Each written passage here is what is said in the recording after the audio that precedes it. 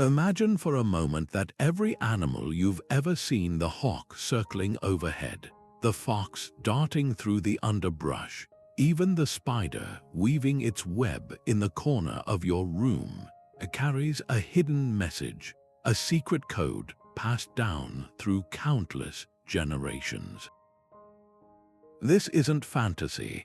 This was the everyday reality for traditional cultures around the world, where animal symbolism wasn't just folklore, but a living, breathing language that shaped how people understood their place in the universe.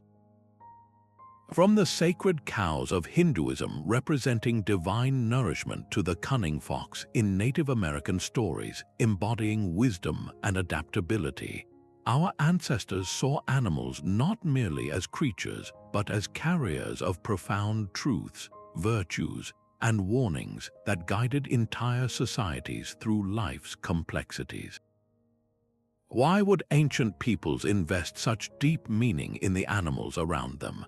The answer lies in a relationship far more intimate than most of us experience today, a time when human survival depended on reading nature's signs, when every rustle in the leaves or track in the mud carried significance. These cultures understood that animals possessed qualities humans admired, feared, or aspired to embody: the bear's strength, the eagle's vision, the turtle's patience. They wove these creatures into their stories, their rituals, and their very identities, creating a rich tapestry of meaning that connected the physical world to the spiritual realm. This symbolic language offered guidance, explained natural phenomena, and provided a moral compass that helped communities navigate everything from birth to death, from harvest to hardship. Today, we're going to embark on an extraordinary journey across continents and centuries to uncover the profound importance of animal symbolism in traditional cultures. We'll explore how these ancient beliefs shaped identities, rituals, and worldviews, and discover why they still resonate with such power in our modern world. You'll learn how the same animal could represent creation in one culture and chaos in another, how animal totems defined social structures, and how these symbolic relationships fostered ecological wisdom long before conservation became a global movement. By the end of this exploration, you might just find yourself looking at the animals in your own life with new eyes, recognizing the hidden layers of meaning that connect us to our ancestors and to the natural world in ways we've largely forgotten. Get ready to decode the secret language of the animal kingdom. What you discover might forever change how you see the world around you. To grasp the profound role animals played in the belief systems of our ancestors, we have to step into a world vastly different from our own, a world where humanity was not separate from nature but deeply embedded within it, relying on its rhythms and mysteries for survival. In those earliest days, every sunrise brought not just light but a new set of challenges and opportunities, where understanding the behavior of animals could mean the difference between life and death. This wasn't a passive observation, it was an intense, necessary study. Ancient hunters didn't just look at a deer and see meat, they saw grace, alertness, and a connection to the forest that they themselves sought to emulate. They watched the bear emerge from hibernation and recognized a symbol of resurrection and cyclical renewal. They observed the patient spider weaving its web and saw a lesson in persistence and intricate creation. These creatures were teachers, and their lessons were coded in actions, not words. This deep, observational relationship is stunningly preserved in places like the Lascaux Caves in France, where breathtaking paintings dating back over 17,000 years adorn the walls. These aren't simple depictions of meals, they are intricate ceremonial portraits. A stag is rendered with such care and reverence that you can feel the artist's awe. A charging bison is captured in dynamic motion, its power almost palpable. Many anthropologists believe these spaces were less like galleries and more like sacred temples, places where rituals were performed to honor the spirit of the animal, to ensure a successful hunt, or to literally capture some of its essence through art. The act of painting itself may have been a form of sympathetic magic, a way to commune with and influence the powerful forces these animals represented. It was a dialogue with nature, not a monologue. This worldview was fundamentally animistic. For most traditional cultures, the entire world was alive and imbued with spirit. A mountain wasn't just rock, it was a grandfather, an ancient being. A river wasn't just water, it was a life-giving spirit, and animals were the most immediate and relatable manifestations of this spiritual force. They were kin, they were ancestors reborn, they were messengers from the gods or even gods themselves in temporary form. This belief created a bridge between the tangible, physical world everyone lived in and the intangible, spiritual realm that gave it meaning. An eagle soaring high wasn't just a bird, it was a symbol of a perspective closer to the divine, a carrier of prayers to the heavens. A wolf pack hunting together demonstrated the sacred principles of family, loyalty, and strategic cooperation. From this rich soil of necessity, observation, and spiritual belief, animal symbolism grew into a universal human language. It was a way to make sense of the immense complexities of existence, to explain the changing seasons, the mysteries of birth and death, and humanity's own place within the vast cosmos. By assigning symbolic meaning to the animals they lived alongside, our ancestors created a framework for understanding their own emotions, social structures, and aspirations. The courage of the lion, the wisdom of the owl, the transformative power of the butterfly, these were not just abstract ideas but living archetypes that provided guidance, comfort, and a profound sense of connection to the intricate web of life. This foundational relationship reveals that animal symbolism is far more than quaint folklore. It is a testament to our species' deepest desire to find meaning and belonging in the natural world.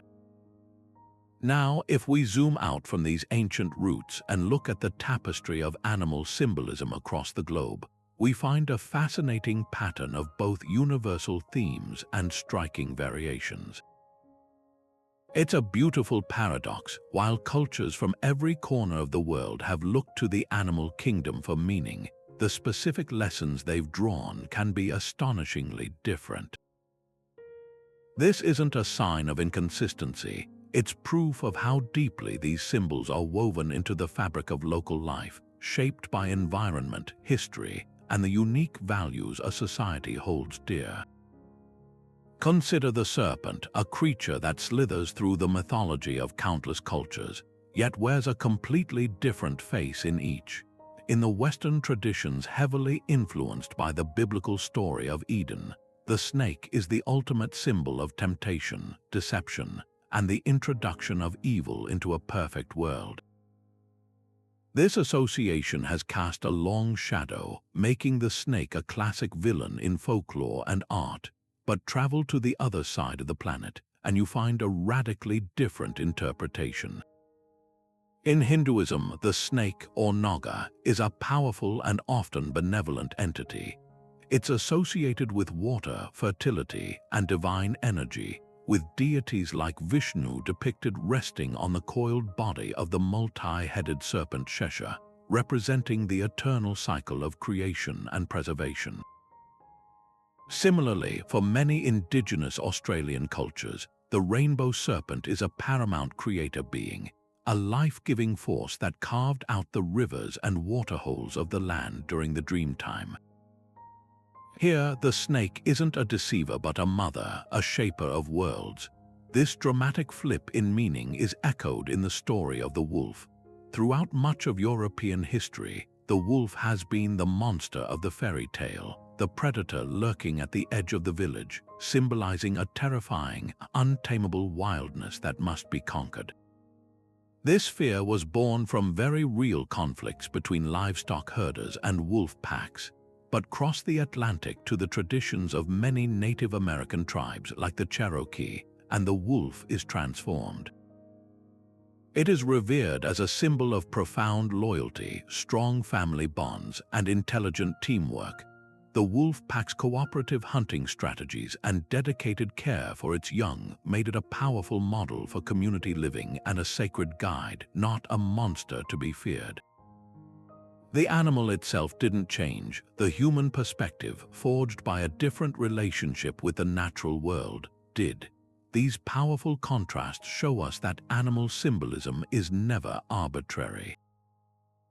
It is a direct reflection of a culture's dialogue with its surroundings. The symbols that rise to prominence are those that resonate most deeply with a people's daily reality and spiritual needs.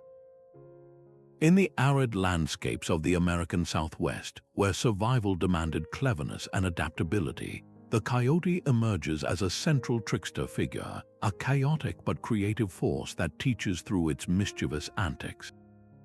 Meanwhile, in the dense, ancient forests of northern Europe and parts of North America, cultures living among towering trees and powerful predators naturally celebrated the immense strength and solitary majesty of the bear, often seeing it as a king of the woods or a powerful ancestor. This incredible adaptability of symbolic systems is their greatest strength. It allows them to be perfectly tailored to reflect the diverse experiences of humanity. A symbol's power isn't in its universal uniformity, but in its specific, potent relevance to the people who use it. By understanding these variations, we do more than just catalog interesting facts. We gain a profound appreciation for the countless ways humans have found to make sense of their world, each culture crafting its own unique language of meaning from the creatures that share their home. This deep, symbolic relationship with the animal world found one of its most profound expressions in the concept of animal totems, a system where an entire family or clan would adopt a specific creature as their spiritual emblem and guardian. This was far more than a simple mascot or a decorative symbol. It was a foundational element of identity, a living connection that wove the essence of an animal into the very fabric of human social structure. For many indigenous cultures across North America, particularly among the nations of the Pacific Northwest like the Tlingit, Haida, and Kwakwaka'wakwa, your clan totem, be it the majestic eagle, the clever raven, or the powerful orca, was as fundamental to your identity as your own name. It told a story of who you were, where you came from, and what responsibilities you carried within your community. It was believed that by identifying with a particular animal, the clan members could draw upon its unique strengths and virtues, receiving its protection and guidance in their daily lives. The practical implications of this totemic system were extensive and deeply integrated into the laws and customs that governed daily existence. These animal associations weren't merely symbolic, they were legally and socially binding. They dictated intricate marriage rules, for instance, ensuring that individuals married outside of their own totem clan to strengthen alliances and prevent genetic issues, weaving a complex web of kinship that extended across entire regions. The totem also governed resource management in a remarkably sustainable way. A clan associated with the salmon, for example, would have specific rituals and protocols for the first catch of the season, honoring the spirit of the fish and ensuring its continued return. They might also be the primary custodians of the fishing grounds, responsible for their protection and fair distribution. This created a natural system of environmental stewardship, where the well-being of the animal was directly tied to the honor and identity of the people. We can see this beautifully illustrated in the traditions of the Ojibwe people, whose clan system, known as the Dudeman, organizes society into specific animal groups, each with its own designated role. The Bear Clan, or Muckwa Totem, is traditionally regarded as the clan of healers, warriors, and leaders. This is directly inspired by the bear's qualities, its immense strength, its protective nature over its cubs, and its knowledge of medicinal plants, as bears are often observed digging for roots. Members of the Bear Clan were therefore expected to embody these traits, taking on positions of leadership and responsibility for the community's physical and spiritual well-being. Similarly, the Crane clan might be responsible for oratory and diplomacy, reflecting the bird's loud, clear call that can be heard over great distances, while the Fish clan often held roles as thinkers and mediators, symbolizing the ability to navigate different depths of knowledge and emotion. Through this intricate system, abstract values and complex social roles were encoded into a tangible, unforgettable format. A child growing up in the Bear Clan didn't need a lecture on the importance of strength and healing, they lived it. They heard stories of the bear's wisdom, they saw their elders fulfilling those roles, and they understood from a young age the expectations and gifts associated with their identity. The totem animal became a constant, living metaphor for how to behave, how to contribute, and how to see one's place within a larger whole. It was a way of ensuring that cultural wisdom wasn't just taught but was embodied, enacted, and passed down through generations in the most visceral way possible, transforming symbolic meaning into daily practice and profound social cohesion. If our exploration of totems showed us how animals defined human communities, then creation myths reveal how they were seen as co-authors of the world itself. In these profound origin stories, animals are rarely mere bystanders. They are architects, catalysts, and teachers, actively participating in the formation of the cosmos and the shaping of humanity. They operate on a grand, divine scale, performing acts that establish the very ground rules of existence. The Aboriginal Australian Dreamtime presents one of the most powerful examples with the rainbow serpent, a being of immense creative and destructive power. Known by many names across the continent and Galiot to the Kunwinj, Ku, Wolunqua to the Warramunga, this colossal snake is described as moving across the featureless earth, its massive body carving out the riverbeds, its coils pushing up the mountain ranges, and its thirst creating the deep waterholes. This wasn't just a poetic explanation for geography. It was a sacred account that embedded the landscape with spiritual significance, making every hill and waterway a permanent reminder of a divine animal's action and a testament to the concept of a living, connected country. Across the world, in the frozen realms of Norse mythology, we find a different kind of animal agency, not in grand acts of landscape creation, but in the subtle, mischievous fueling of divine drama. The world tree Yggdrasil supports the 9 realms, and running up and down its immense trunk is the squirrel Ratatoska. This seemingly minor creature serves as a gossiping messenger between the eagle perched at the top and the dragon Nidhogg gnawing at its roots. He doesn't just carry news, he deliberately sharpens the insults and amplifies the hostilities between them, actively ensuring that the conflict and tension that are necessary for the world's dynamic balance continue to thrive. Here, an animal isn't a builder of form but a sustainer of process, a vital cog in the cosmic machine whose role is to keep the essential energies of strife and opposition in motion. These narratives achieve something far greater than simple entertainment. They embed animals into the foundational logic of a culture's understanding, using them to explain the often inexplicable forces of nature and the complexities of human morality through powerful allegory. Take the coyote, a central figure in Navajo and other Native American creation stories. He is the ultimate trickster, a paradoxical character brimming with chaotic energy. In one tale, he might foolishly attempt to steal fire for humanity and accidentally scatter it across the sky, creating the stars. In another, his greedy or arrogant actions might directly lead to the introduction of death or hardship into the world. Yet within this chaos lies a profound creativity and a vital lesson. The Coyote's mistakes and mischiefs are not just simple blunders, they are the necessary accidents that shape reality, teaching through negative example about the consequences of arrogance, greed, or disrespect.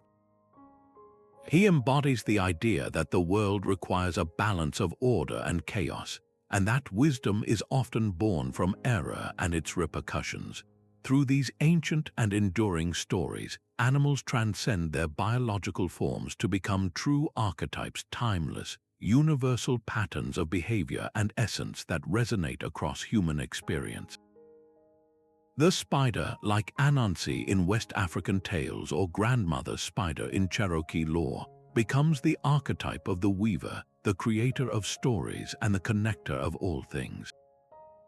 The turtle, supporting the world on its back in stories from Hindu to Indigenous American traditions, becomes the archetype of the unshakable foundation, embodying patience, stability, and the enduring strength of the earth.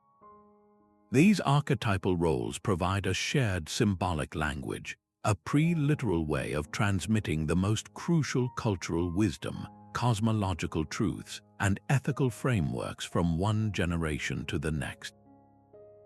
A child listening to a story about the cunning rabbit doesn't just hear a fun tale, they internalize a lesson about using intellect over brute force. A community that tells of the rainbow serpent doesn't just have an origin for a river, they have a sacred mandate to protect it. In this way, creation myths transform the animal kingdom into a living, breathing library of human understanding, ensuring that the deepest lessons of how to live and why are never forgotten.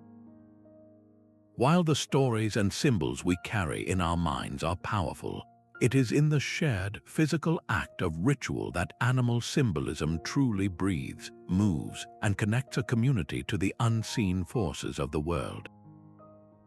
This is where belief is not just contemplated but performed, where the abstract qualities of an animal are invoked, embodied, and made manifest for all to witness. Across cultures, these ceremonies transformed symbolic reverence into a visceral, participatory experience, creating a powerful feedback loop where the community's faith was both expressed and strengthened through collective action. Consider the profound and daring Hopi snake dance, a ceremony that to an outside observer might seem unfathomable. In the arid highlands of the American Southwest, where rain is not just a weather pattern but a matter of survival, the Hopi people perform a ritual that places its trust entirely in the symbolic power of the snake. Participants, having spent days in prayer and purification, handle live rattlesnakes and other serpents, often holding them in their mouths as they dance in a circling pattern. This is not a stunt, it is a profound act of faith and communication. The Hopi believe these snakes as creatures that move between the surface world and the underworld through cracks in the earth are the ideal messengers. By handling them with reverence and then releasing them to carry the people's prayers back to the deities below, the dancers are performing a direct physical negotiation for the most precious resource, rain, and the fertility it brings.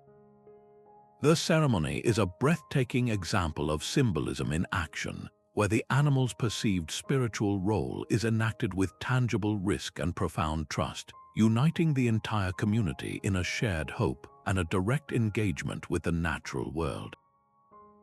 A similar yet distinct embodiment occurs in the vibrant masquerade traditions of West Africa, particularly among cultures like the Yoruba, Igbo, and Bamana.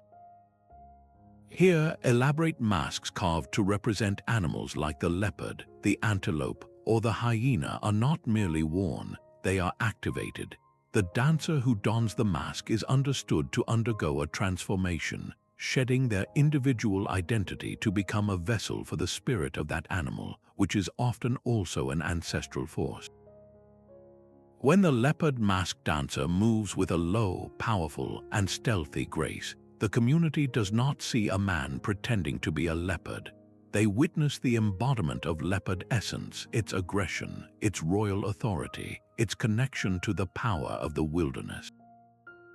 The mask itself is a sacred object, believed to contain a portion of the animal's spirit, and its use in festival ceremonies serves to blur the boundary between human and animal, past and present, the community and the divine realm.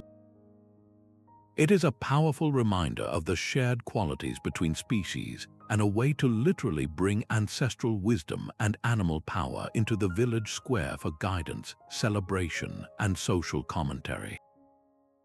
This concept of channeling an animal's power through ritualized action finds another expression in the ancient Egyptian ceremonies honoring the Apis bull.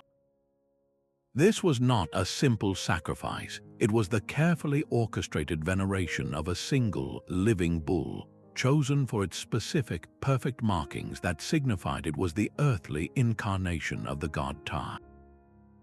This bull lived a life of luxury and reverence, attended to by priests in a dedicated temple. Its every movement and sound was interpreted as an omen. When the bull eventually died, its death triggered an immense state funeral and mourning period comparable to that of a pharaoh, followed by a frantic search for its successor. The ritual sacrifice and mummification of the Apis bull was not an act of ending, but one of transformation and renewal. It symbolized the cyclical nature of strength, vitality, and kingship itself, ensuring the continuity of these divine qualities would be reborn into the world through a new, perfect vessel. The ceremony made the abstract concept of cyclical renewal tangible and spectacular, reinforcing the cosmic order through a shared, public ritual. What unites these diverse practices, from the desert dances of the Hopi to the masked festivals of West Africa and the grand state funerals of Egypt, is the active, participatory nature of the symbolism. This was not a passive belief system confined to priests or elders. It was a lived experience for the entire community. The shared anticipation before a ceremony, the collective focus during the ritual, and the common discussion afterward wove the symbolic meaning of the animal deep into the social fabric. These acts created what anthropologists call collective effervescence, a powerful sense of unity and shared identity that arises from participating in a sacred event together. The symbolism of the snake, the leopard, or the bull became more than an idea. It became a memory etched into the muscles of the dancers, a story told and retold by the witnesses, and a foundational pillar of cultural identity. It demonstrated that true symbolism is not something you merely think about. It is something you do, something you feel, and something you become together. Moving from the dynamic world of ritual and ceremony, we find that animal symbolism also found a permanent home in the beautiful stillness of art and craft, where the essence of a creature could be captured and contemplated for generations. This was a visual language, perhaps the most enduring of all, where every curve of a carving, every stitch in a textile, and every brushstroke on a vessel could whisper a story, uphold a value, or connect the owner to a deeper spiritual truth. These creations transformed everyday objects into something far greater than their function. They became portable lessons, silent prayers, and proud declarations of identity, ensuring that symbolic wisdom was not confined to special occasions but was woven into the very fabric of daily life. Consider the profound elegance of an Inuit soapstone sculpture. To an untrained eye, it might simply be a masterful depiction of a polar bear, its powerful form captured mid-stride across the frozen tundra.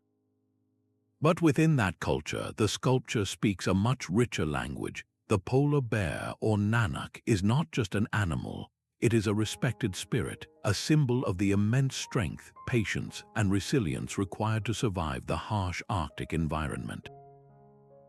By carving it, the artist is engaging in an act of reverence and understanding, acknowledging a powerful force of nature and perhaps seeking to capture a fraction of its formidable spirit.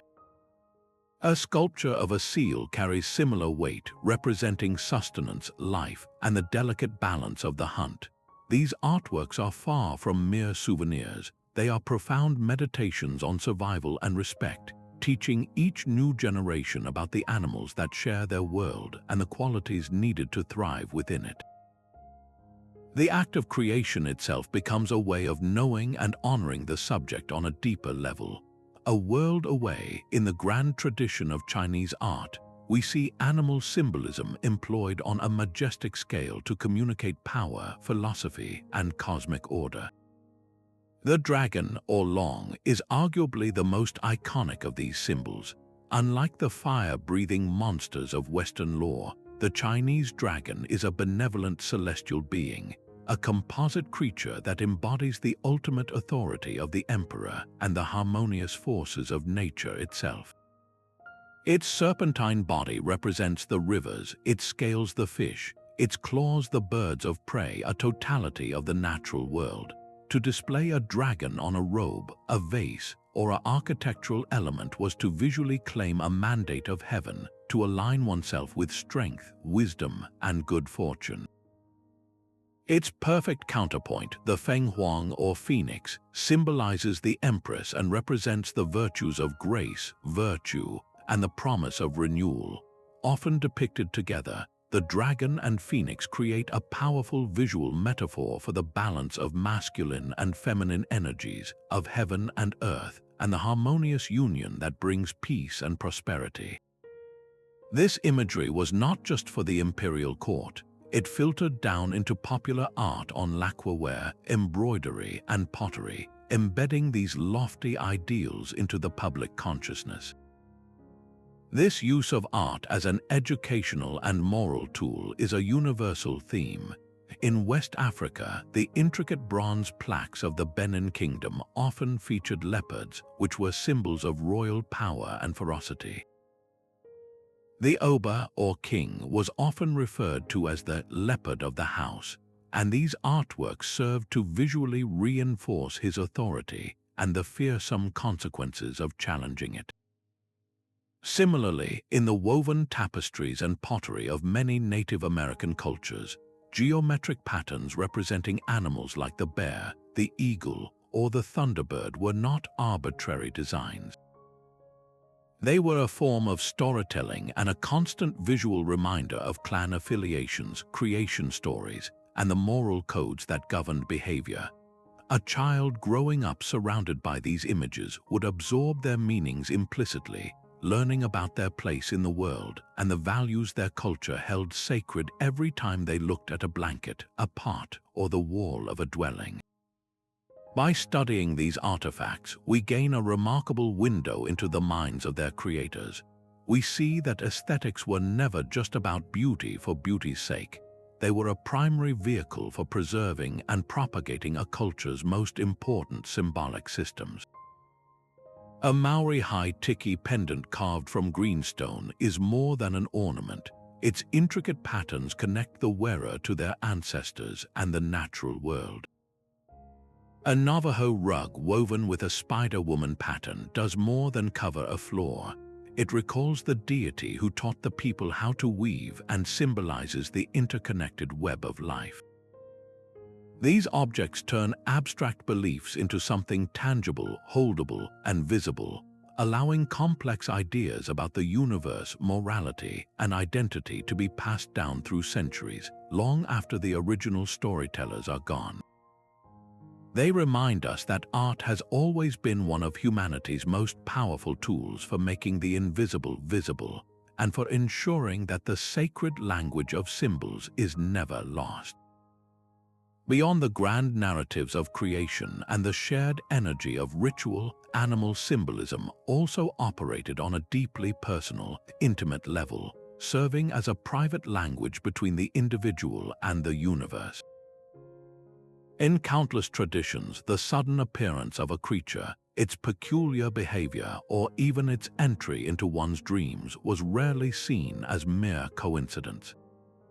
Instead, these encounters were interpreted as omens, coded messages from the divine, from ancestors, or from the spirit world, offering guidance, issuing warnings, or foretelling events yet to unfold. This practice of reading animal signs transformed the natural world into a vast, open book of destiny, where every chapter and verse was written in the movement of wings and the patterns of tracks. The ancient Romans elevated this practice into a precise and state-sanctioned science known as augury. Before any major public undertaking, be it a military campaign, the founding of a new colony, or the passage of a new law, a priest known as an augur would be summoned to take the auspices. He would ascend a sacred hill and carefully demarcate a section of the sky with his curved staff, the litus. Then, with intense focus, he would watch the flight patterns of birds within that templum. The specifics were intricate. The species of bird held different meanings, as did their calls, the altitude of their flight, and the direction from which they came. But the most crucial reading was their path. A flock flying from left to right was an overwhelmingly positive sign, a clear yes from the gods indicating their favor and blessing for the venture. Conversely, birds moving from right to left presented a terrifying portent of disaster, an unequivocal divine rejection that could bring the entire machinery of the Roman state to a halt. This wasn't superstition, it was a fundamental pillar of governance, a way to seek celestial approval and ensure that human ambition was aligned with the will of the gods. This interpretation of animal behavior as a sign system flourished in countless other forms across the globe. In the misty highlands and ancient woodlands of Celtic Europe, the familiar black cat carried a very different meaning than the one it would later acquire. To encounter one was considered a stroke of tremendous good luck, a positive omen of prosperity and protection. This belief stands in stark contrast to the medieval superstitions that would later vilify the creature, associating it with witchcraft and misfortune. Meanwhile, in Japan, the appearance of a crane was and still is seen as an immensely fortuitous event, symbolizing longevity, happiness, and 1,000 years of good fortune. A single unexpected sighting could be interpreted as a blessing on a marriage or a new business, while a pair of cranes might symbolize a long and harmonious union. What unites these diverse practices, from the formal augury of Rome to the folk beliefs of Celtic villages, is a profound and deeply human desire to find meaning and purpose in a world that can often feel random and chaotic. The practice of reading omens is fundamentally an act of connection. It allowed an individual or a community to feel that they were not alone, that the universe was not indifferent, but was instead actively communicating with them through the medium of the natural world. A bird's flight path wasn't just a matter of aerodynamics, it was a direct commentary on human affairs. A crossing fox wasn't merely searching for food, it was a messenger delivering a cryptic note. This worldview created a responsive, participatory relationship with existence, where even the smallest event could be decoded for personal relevance.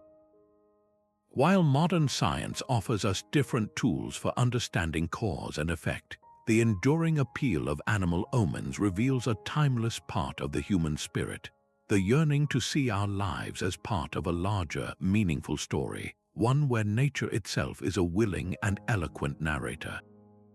Perhaps one of the most vital and urgently relevant lessons from these ancient symbolic systems is how they inherently wove ethics and environmental stewardship into the very fabric of daily life. This wasn't a separate philosophy or a list of rules to be learned. It was a lived reality, a perspective so deeply ingrained that it shaped every interaction with the natural world. By viewing animals not as mere commodities or resources to be exploited, but as kin, as guardians, and as manifestations of the divine, these traditions fostered a relationship of profound respect and reciprocity. They created what we would now call a sustainable ethos, but one that was powered by spiritual conviction and cultural obligation, rather than by policy or fear of scarcity. We can see this powerful principle in action through ceremonies like the buffalo dance practiced by the Lakota and other plains tribes. For these cultures, the American bison was not just a source of food, clothing, and tools. It was a sacred relative, a generous being who offered its very life so that the people might live. The hunt itself was conducted with reverence, guided by strict protocols to avoid waste and to ensure only what was needed was taken, but the relationship didn't end with the kill. The buffalo dance was a profound act of gratitude, a communal ritual performed to honor the spirit of the buffalo, to apologize for the necessity of the hunt, and to ensure the herd's continued return and abundance. Every part of the animal was used in a practical demonstration of this respect. This practice encoded a crucial ecological truth into the culture's core. Taking a life was a solemn responsibility that demanded gratitude and ensured balance, not an act of conquest. It was a system that recognized humanity as part of a delicate web of give and take, where taking too much or showing disrespect would sever the connection and lead to hardship for all. A parallel, though distinct, expression of this ethical relationship can be found in the sacred status of the cow within Hinduism, a tradition known as Gau Mata, or the mother cow. This veneration is far more than a simple taboo against eating beef. It is a comprehensive cultural framework rooted in the principle of ahimsa, or non-violence towards all living beings. The cow is symbolically revered as a nurturing mother figure providing life-sustaining milk, dung for fuel and fertilizer, and representing selfless giving. Its protection is therefore a religious duty, a daily practice of compassion that extends to a wider ethos of caring for all creatures. This symbolic relationship actively discourages harm and encourages a posture of guardianship, fostering a culture where animals are seen as deserving of care and coexistence. It represents a moral compass that points toward harmony and respect for all life, reflecting an ancient understanding that the well-being of the community is intrinsically linked to the well-being of the animals that share its world. These traditional perspectives offer a stark and illuminating contrast to the modern industrial mindset that often treats nature as a separate, inert warehouse of resources to be extracted without limit or consequence. Where modernity sees a landscape to be developed, many traditional cultures saw a living relative to be listened to. This ancient wisdom fostered an ecological ethic centuries before the terms climate change or biodiversity loss entered our lexicon. It was an intuitive, deeply embedded understanding that humans are not masters of the natural world but participants within it, and that our survival depends on maintaining a relationship of balance and respect with the other beings who call this planet home. In our current era of unprecedented environmental crisis, revisiting these symbolic relationships is not an exercise in nostalgia, it is a source of profound inspiration. The challenge before us is to blend this ancient, relational wisdom with the powerful tools of modern science and conservation. We are beginning to see this fusion in action, such as in wildlife management programs that respectfully integrate indigenous knowledge about animal migration patterns and behaviors, or in the growing movement towards regenerative agriculture that mimics natural ecosystems rather than dominating them. These approaches recognize that effective conservation isn't just about setting aside parcels of land or managing animal populations as numbers on a spreadsheet. It is about rebuilding a relationship. It is about rediscovering a sense of reverence for the natural world, seeing the wolf not as a pest but as a crucial part of a healthy ecosystem, or understanding the bee not just as a pollinator but as a vital teacher of cooperation and community.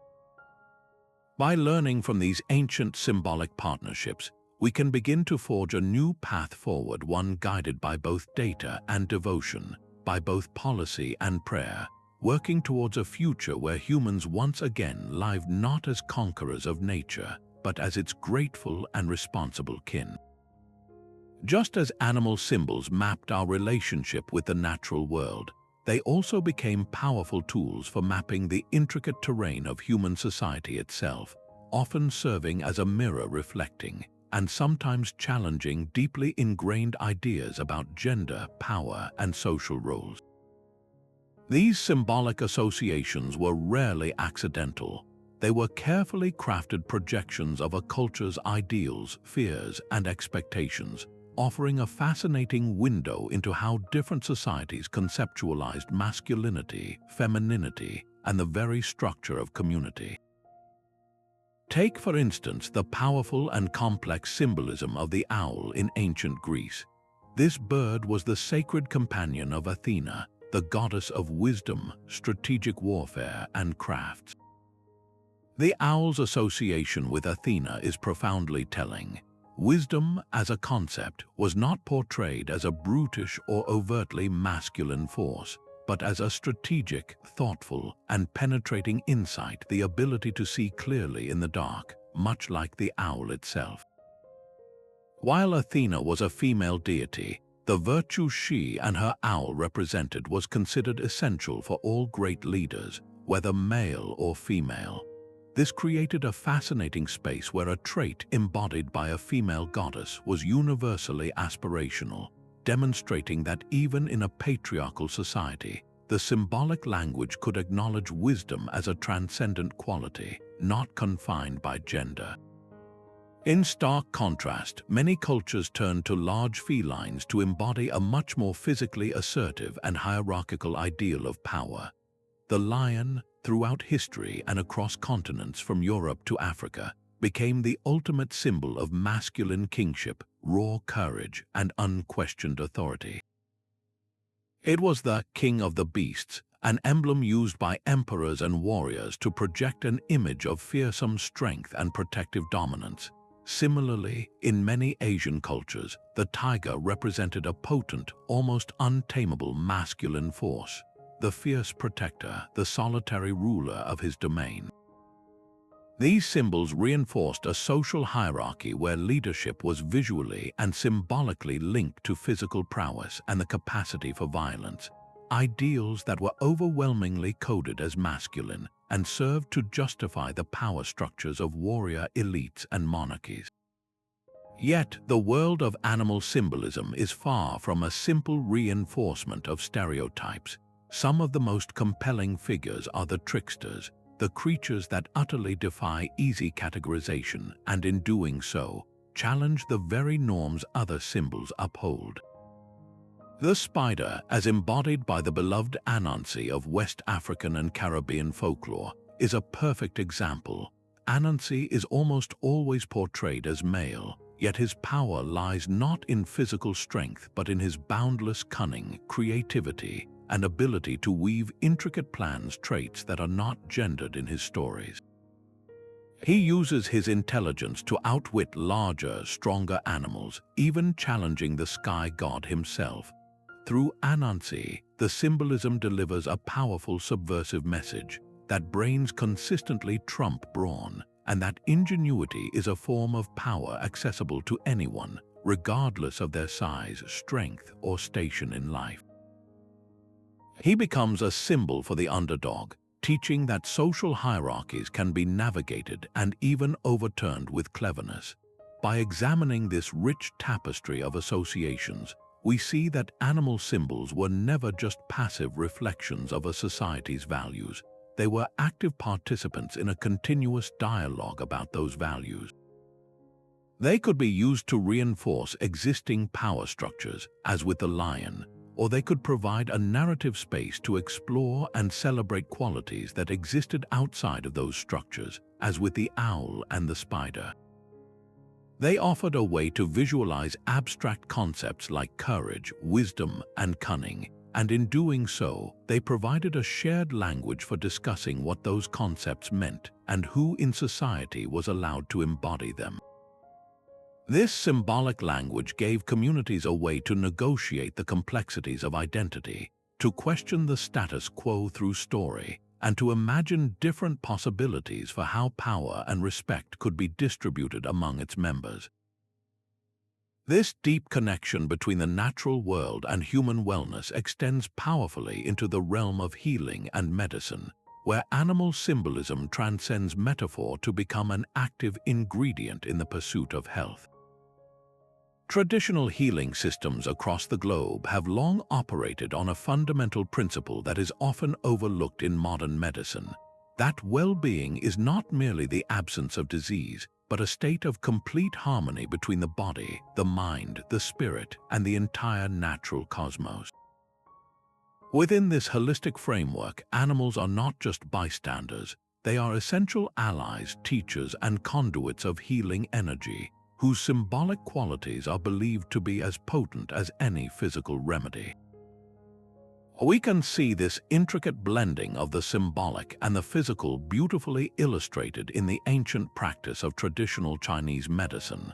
Here, the use of animal-derived substances is deeply guided by the doctrine of signatures, the idea that the inherent qualities of a creature can be transferred to the person who consumes it.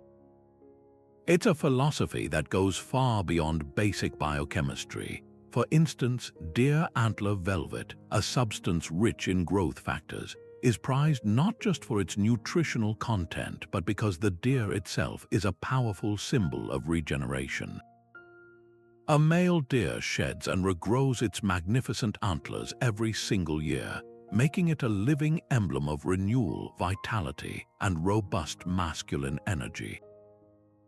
By incorporating antler velvet into a tonic, the healer is seeking to transfer that symbolic essence of rebirth and vigorous life force to the patient. Similarly, the tiger, an animal synonymous with immense power, courage, and potent yang energy, is symbolically invoked to treat ailments characterized by weakness or lethargy, with the belief that its fierce spirit can fortify a person's own dwindling vitality. The treatment is as much about embodying the tiger's strength as it is about any chemical compound.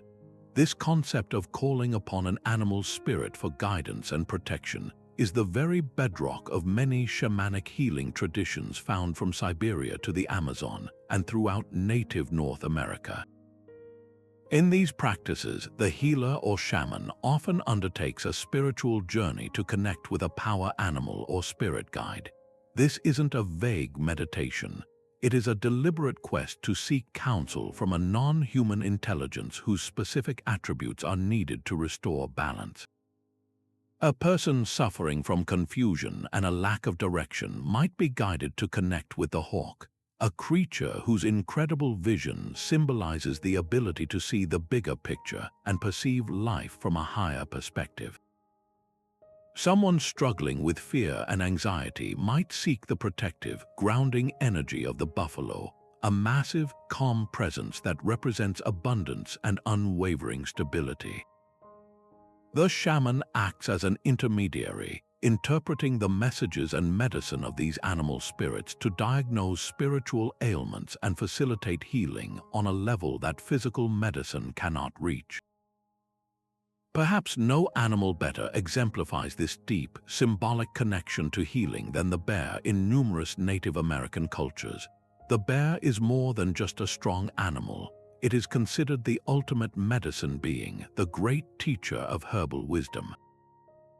This association stems from keen observation. Bears are often seen carefully digging for roots and selecting specific plants, appearing to possess an innate knowledge of the forest's pharmacy. Furthermore, its annual hibernation is a powerful natural metaphor for introspection, retreat, and deep restorative healing. The bear disappears into the womb of the earth and emerges months later, reborn and rejuvenated. This profound cycle directly inspired sacred healing practices like the Vision Quest, where an individual would retreat into solitude for a period of fasting and prayer, seeking their own symbolic hibernation. The goal was to go inward, to confront inner darkness and emerge with personal insight, strength, and spiritual renewal, to undergo a human version of the bear's transformative journey and return to the community with a new sense of purpose and medicine to share. What unites these diverse traditions, from the herbal pharmacies of China to the sweat lodges of the plains, is a unified vision of health that modern science is only beginning to appreciate. They all recognize that true healing requires addressing the root cause of dis-ease on multiple levels simultaneously. A physical illness might be seen as a manifestation of a spiritual imbalance, such as a lack of courage, hence calling on the tiger, or a disconnection from one's path, seeking the hawk's vision. The symbolic use of animals provides a powerful language and a set of tools for this multi-dimensional work. It allows both healer and patient to conceptualize and engage with the healing process in a way that is deeply resonant, culturally meaningful, and connected to the wisdom of the natural world. It reminds us that our well-being is inextricably linked to the well-being of all our kin in the animal kingdom, and that sometimes the most potent medicine is not just a substance, but a story, a symbol, and a spirit. If the idea of animals as symbols invites us to look outward for meaning, then the pervasive theme of transformation and shape-shifting turns that gaze powerfully inward, asking us to consider the boundaries of our own identities and the untamed potentials lurking within. This concept of humans and animals exchanging forms is one of the most universal and compelling threads in world mythology, serving as a profound metaphor for the fluidity of the self, the struggle between our civilized personas and our primal instincts, and the hidden powers we can access when we dare to blur the lines. These stories are far more than fantastical entertainment. They are deep psychological maps guiding us through the complex terrain of what it means to be human. Consider the enduring and chilling figure of the werewolf in European folklore. On the surface, it's a classic monster tale, a warning about the beast that emerges under the full moon. But peel back the layers and it reveals a gripping internal drama. The werewolf's transformation is almost always involuntary, triggered by a curse or a bite, representing the parts of ourselves we fear we cannot control. The sudden surge of rage, the overwhelming hunger, the raw, untamed emotions that our polite society demands we suppress. The werewolf is the ultimate embodiment of the duality within, the civilized man and the wild beast locked in a single body, constantly at war. This narrative explores the terrifying possibility that our humanity is a fragile veneer, and that the animal within is not just a symbol but a potent, living force that could break free at any moment, challenging our very sense of self-control and identity. A parallel yet philosophically distinct exploration of this human-animal duality appears in the Hindu and Buddhist traditions with the Naga. These are not monsters to be feared, but revered serpent beings, often depicted as majestic figures with human heads and the coiled bodies of cobras. They are guardians of profound wisdom, protectors of sacred texts and hidden treasures, and rulers of the watery underworld realms. The Naga represents a harmonious fusion of qualities, the human capacity for intellect and spirituality, merged with the serpent's symbolic connection to primal energy, transformation, and the mysterious depths of the unconscious mind. Unlike the werewolf's painful, cursed transformation, the Naga's form is its natural state, suggesting a successful integration of these dualities rather than a violent conflict. It teaches that enlightenment isn't about rejecting our instinctual, earthly nature, but about weaving it together with our higher consciousness to achieve a more complete and powerful state of being. This idea of purposeful, controlled transformation finds its ultimate expression in the shamanic traditions of many indigenous cultures across the globe, from the Norse Seder practitioners to the medicine men and women of the Americas. Here, shape-shifting is not a curse or a mythical state, but a disciplined spiritual technology. A shaman, in a deep trance state induced by drumming, chanting, or sacred plants, is believed to project their consciousness into the form of an animal, becoming a wolf to track lost knowledge, an eagle to gain a celestial perspective, or a bear to draw upon its healing strength. This is not about physically altering the body, but about a profound journey of the spirit where the shaman's identity becomes fluid, allowing them to travel to other realms of existence and return with wisdom, power, or healing for their community. The animal form is a vessel for this journey, chosen for its specific symbolic attributes that are needed for the task at hand. This practice demonstrates the deepest respect for the animal world, viewing it not as a lower state to be cursed with, but as a source of invaluable knowledge and ability that can be humbly borrowed for a greater good. What all these transformative narratives share, from the tortured werewolf to the wise Naga to the journeying shaman, is a powerful invitation to acknowledge and embrace the animal within our own psyches. They encourage us to recognize that these primal traits are not our enemies to be locked away, but potential sources of immense power and wisdom. The key lies in integration, not suppression. To shape-shift in a modern, metaphorical sense is to consciously call upon the eagle's vision when we need clarity on a complex problem, to embody the fox's adaptability when faced with a sudden life change, or to draw on the steady, grounding patience of the tortoise when we feel scattered and anxious. These stories assure us that personal growth doesn't mean becoming less animal, but rather becoming more consciously, wisely human by honoring the full spectrum of our inherited nature. They suggest that our greatest potential lies not in choosing between civilization and wildness, but in learning to dance gracefully between them, embracing the whole, wonderfully complex creature that we are. While grand ceremonies and stunning artworks showcase animal symbolism on a public stage, this ancient language found perhaps its most subtle and enduring form in the very words we speak. It's in the casual metaphors, the timeless proverbs, and the colorful idioms that pepper our everyday conversations, where the essence of an animal is distilled into a powerful, instantly understood concept.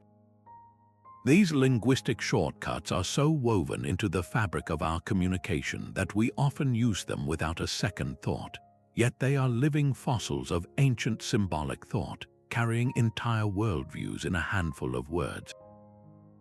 Consider the sheer efficiency of a phrase like "sly as a fox." In just 3 words, it conjures a complete character assessment, someone who is clever, cunning, and strategically intelligent.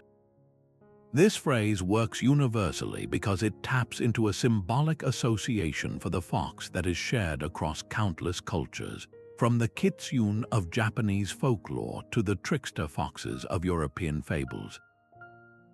We don't need a lengthy explanation. The animal itself does all the heavy lifting. Similarly, calling someone stubborn as a mule or strong as an ox immediately paints a vivid picture, leveraging centuries of observed animal behavior and symbolic meaning to communicate complex human traits with effortless speed and clarity. These idioms are a testament to the power of shared cultural knowledge, allowing us to transmit nuanced ideas with incredible economy.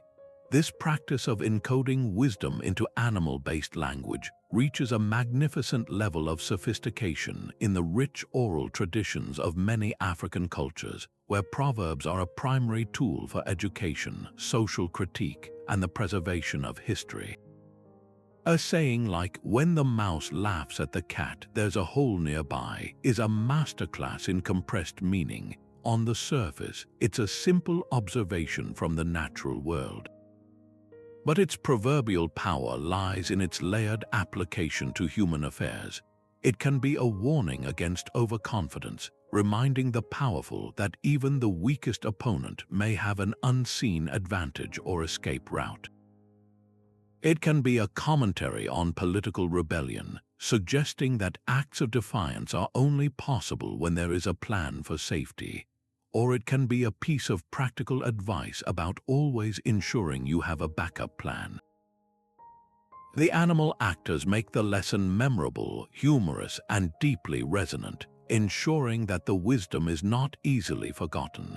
These linguistic artifacts function as brilliant mnemonic devices, ensuring that a culture's most crucial values and survival tips are passed down in a package that is easy to remember and a pleasure to share. A complex lesson about caution, preparedness, or the dynamics of power becomes effortlessly memorable when attached to the dramatic image of a tiny mouse mocking its mortal enemy.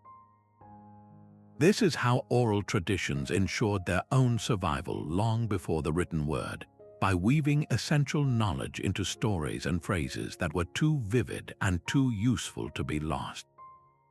Analyzing these common phrases from around the world reveals a fascinating tapestry of both universal human experiences and culturally specific perspectives. The association of doves with peace or spiders with patience appears in many traditions, pointing to shared observations of the natural world. However, the specific animals that are elevated to proverbial status and the particular lessons they are used to teach offer a unique window into what a culture prioritizes. A society that frequently uses proverbs about the industrious ant likely values hard work and community preparation, while one that celebrates the cunning of the spider might place a higher premium on creativity and strategic thinking. The animal symbols a culture chooses to speak with tell us what that culture admires, fears, and believes is necessary for a good life, preserving a unique linguistic fingerprint of its collective mind for generations to come. Yet for all its resilience and deep-rooted power, this ancient language of animal symbolism faced a threat unlike any other, not from within, but from a force that sought to systematically dismantle and replace it. The relentless spread of colonialism across the globe was not merely a political or economic conquest. It was a profound cultural and spiritual assault that specifically targeted these symbolic systems, viewing them as obstacles to be cleared in the path of so-called civilization and conversion. Colonial powers, armed with a rigid sense of their own religious and cultural superiority, arrived in new lands and saw not sophisticated, nuanced belief systems in the practices of the people they encountered, but simple idolatry and primitive superstition. This fundamental misreading had devastating consequences, initiating a deliberate campaign of symbolic erasure that severed entire communities from their spiritual anchors and their historic relationship with the land. This process was often spearheaded by missionary groups who saw their work as a divine mandate to replace indigenous spirituality with their own doctrines. In the Americas, Catholic and Protestant missionaries alike frequently targeted animal totemism and reverence for nature as the most dangerous forms of paganism. They preached that honoring a bear spirit or seeking a vision from an eagle was not just mistaken, but a direct worship of false idols that would condemn souls to hell. This wasn't a passive disagreement, it was an active suppression. Ceremonial objects like totem poles, masks, and ritual garments were confiscated and burned in great fires, denounced as works of the devil. Children were forcibly removed from their families and sent to residential schools where they were punished for speaking their native languages or mentioning the animal stories of their grandparents. The intention was clear and brutal: to cut the thread of cultural transmission, to ensure that the next generation would inherit only the symbols and stories of the colonizer, leaving the old ways to wither and die in silence. The loss was incalculable, not just of beautiful artifacts, but of entire oral histories, healing practices, and social structures that were encoded in those symbols. The assault was not only cultural and spiritual but also brutally physical, striking directly at the animal beings that were the very foundation of these symbolic worlds. Nowhere is this more starkly illustrated than in the deliberate campaign against the American bison on the Great Plains. For the Lakota, the Cheyenne, the Blackfoot, and many other nations, the buffalo was not just a source of food and materials. It was a sacred relative, a living embodiment of the universe's generosity, and a central character in their creation stories. Their entire way of life, their spiritual calendar, and their cultural identity were inextricably linked to the great herds. Recognizing this, the United States government and westward expanding settlers weaponized that relationship. They sanctioned and encouraged the mass slaughter of millions of bison, not solely for profit or sport, but as an explicit strategy of war against the Plains tribes. By destroying the buffalo, they aimed to destroy the physical and spiritual sustenance of the people, to shatter their economy, and to crush their will to resist being forced onto reservations. The near extinction of the bison was therefore more than an ecological tragedy. It was a catastrophic act of cultural and symbolic genocide. With the herds gone, the rituals that honored them lost their context and their power, leaving a void that could not be filled. The cumulative effect of this multi-fronted assault was a profound disconnection, a spiritual amnesia forced upon generations.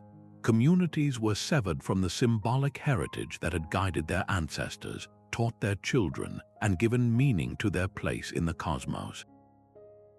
This rupture did more than just change beliefs. It fundamentally altered the human relationship with the natural world, replacing a philosophy of reciprocity and reverence with one of domination and extraction. The land itself became a commodity, and the animals upon it were reduced to mere resources, their symbolic significance stripped away and forgotten by the new prevailing order. This history is not a distant relic. Its echoes are felt today in the ongoing struggles of indigenous communities to reclaim languages, revitalize ceremonies, and protect sacred sites. Recognizing this painful history of erasure is therefore the essential first step toward any meaningful act of reconciliation. It moves the conversation from simply appreciating ancient symbols to understanding why they were nearly lost, and why their revival today is a powerful act of cultural resilience, healing, and a reclamation of a worldview that has never been more needed. Yet, even as we acknowledge this painful history of erasure, we find ourselves in a fascinating and complex new chapter, a modern era where these ancient symbols are experiencing a powerful resurgence, but one that walks a delicate line between respectful revival and harmful appropriation. Driven by a widespread hunger for deeper spiritual connection, a growing environmental consciousness, and the eclectic mix of beliefs often labeled as New Age, there's a burgeoning fascination with traditional animal symbolism. People are seeking out spirit animals, getting tattoos of Celtic wolves or Egyptian scarabs, and decorating their homes with dream catchers and totem art. On one hand, this surge of interest is undeniably positive. It represents a collective yearning to reconnect with the wisdom of the natural world and the archetypal power these symbols hold. It can bring much-needed attention and even financial support to Indigenous artists and knowledge keepers, helping to preserve practices that were once on the brink of being lost forever. When done with genuine respect and a commitment to understanding, this cross-cultural exchange can open hearts and minds, fostering a beautiful global dialogue about our shared human need for meaning. However, this well-intentioned enthusiasm often stumbles into the thorny issue of cultural appropriation, where sacred symbols are stripped of their original context, meaning, and significance, and are repackaged for mass consumption. The most glaring example is the commodification of the Native American war bonnet or headdress.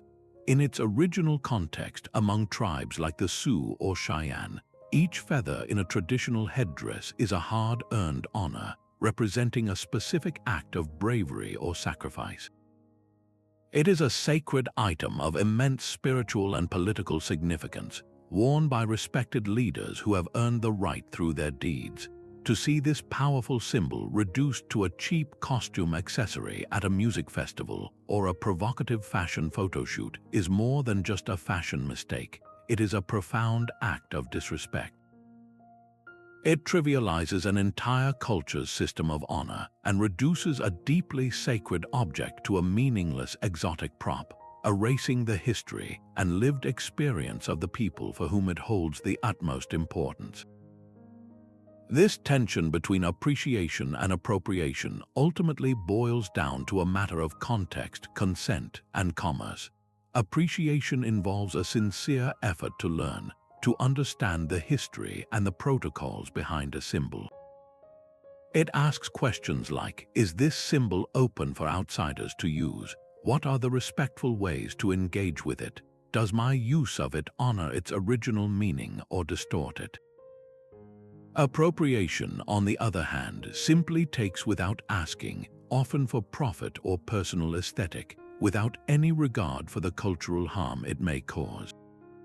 It's the difference between purchasing a piece of art directly from an indigenous artist who explains the story behind the bear motif on a bracelet and buying a mass-produced, factory-made version of that same bracelet from a large corporation that gives no credit or compensation to the originating culture.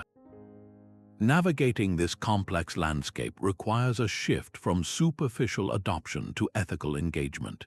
It means prioritizing education over decoration and seeking out authentic sources and voices from within the culture itself.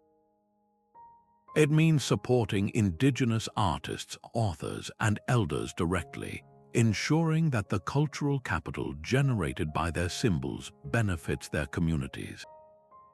It means understanding that some knowledge and some symbols are meant to be kept sacred and are not for universal public consumption.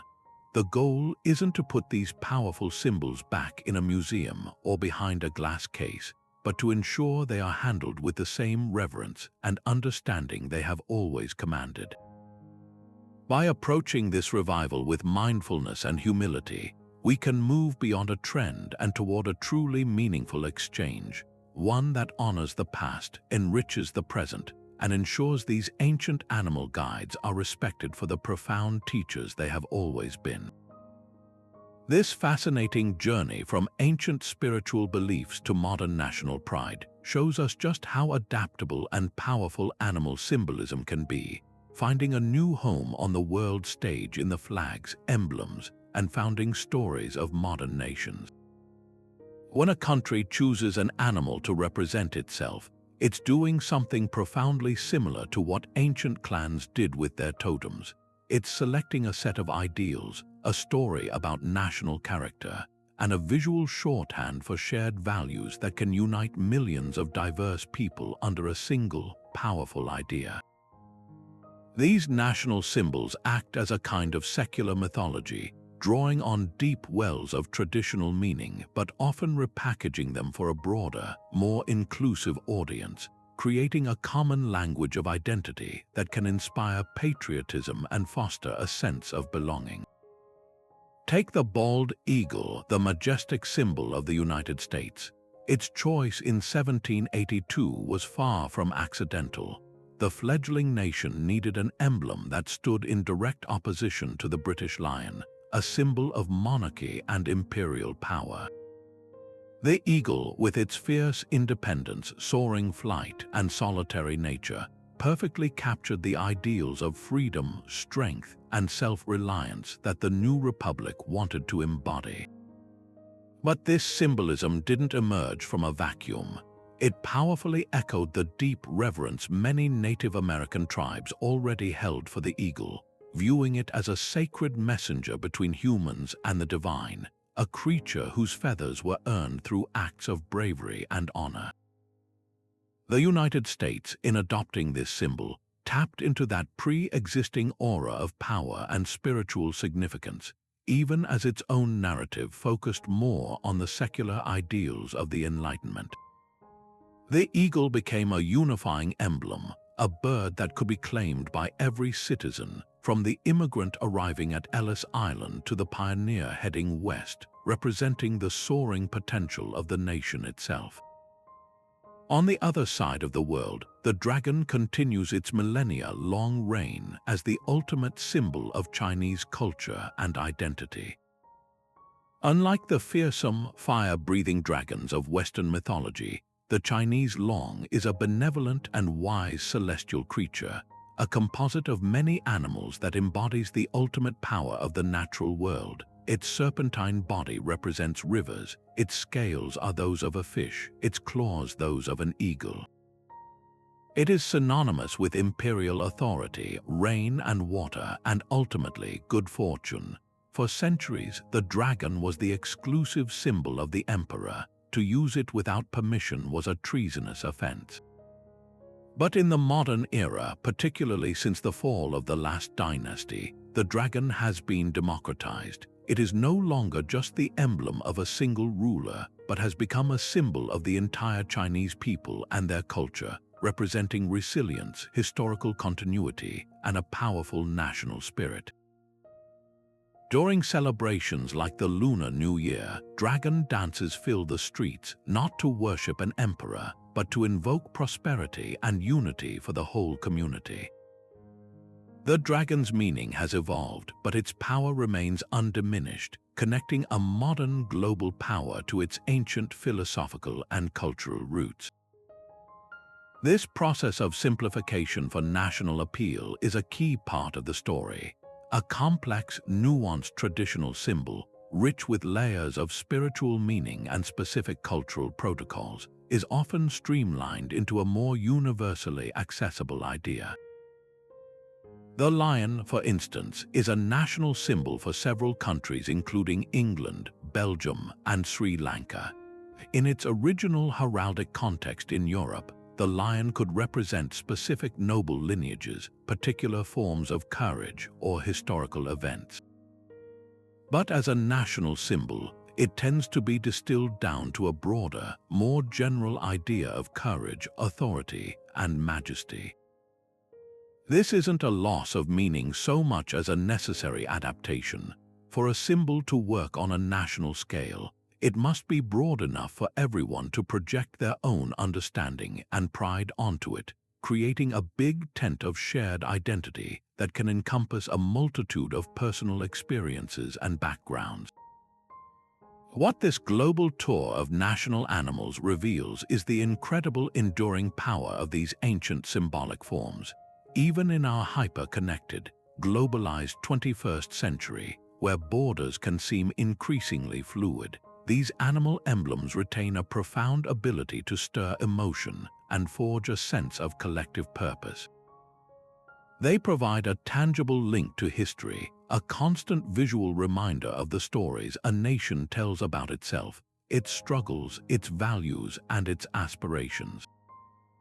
They appear on currency, on government buildings, in sporting events where they galvanize entire countries, and in the passports that define our citizenship. In a world that is constantly changing, these animal symbols offer a point of stability and pride, a timeless language of identity that continues to inspire and unite people across generations, proving that our need for these powerful, non-human mirrors to understand ourselves is as strong today as it was for our ancestors thousands of years ago. But what if this powerful, cross-cultural pull of animal symbolism points to something even deeper than shared stories or survival lessons? What if it's woven into the very architecture of the human mind itself? This is the compelling territory explored by depth psychology, particularly through the groundbreaking work of Swiss psychiatrist Carl Jung. He proposed the existence of a collective unconscious, a kind of shared, inherited psychic substrate common to all humanity, which is populated by universal, primordial patterns and images he called archetypes. Think of archetypes not as specific inherited memories, but as fundamental psychological templates, the hardwired blueprints for how we experience and understand core aspects of existence, such as the mother, the hero, the trickster, or the wise old man. From this perspective, animals are not just cultural symbols, they are some of the most potent and immediate expressions of these archetypal forces. The owl does not merely represent learned cultural wisdom, it embodies the archetype of the wise one. The bear is not just a metaphor for healing found in stories. It manifests the archetype of the nurturer and protector, or the powerful instinct to retreat and regenerate. These animal forms resonate so powerfully across time and geography because they give a recognizable face and form to these deepest, most universal layers of our own psyches. They are a primal language that our unconscious understands intuitively, bypassing the need for complex intellectual explanation. This psychological framework helps explain why engaging with animal symbolism can feel so profoundly personal and transformative, almost like remembering something we never knew we had forgotten. In modern therapeutic practices, this ancient connection is harnessed to facilitate self-discovery and emotional healing. Techniques like guided visualization or active imagination often invite individuals to connect with an inner or spirit animal. This isn't about literally believing a spirit guide is waiting in the woods, but rather about using the animal as a powerful metaphorical mirror and a conduit to access parts of the self that may be hidden or underdeveloped. For instance, someone struggling with boundaries and feeling constantly overwhelmed might be guided to connect with the energy of a bear, not to become a bear, but to draw upon its archetypal qualities of knowing when to retreat into its den for solitude and self-protection. Another person feeling lost or lacking perspective might journey inward to meet an eagle, seeking to borrow its archetypal gift of soaring above the fray to see the larger landscape of their life with clarity and detachment.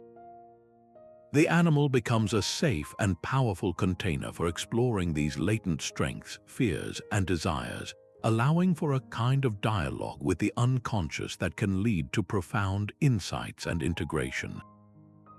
This bridge between ancient tradition and modern psychology suggests that our enduring fascination with animal symbolism is far more than a cultural artifact or a historical curiosity.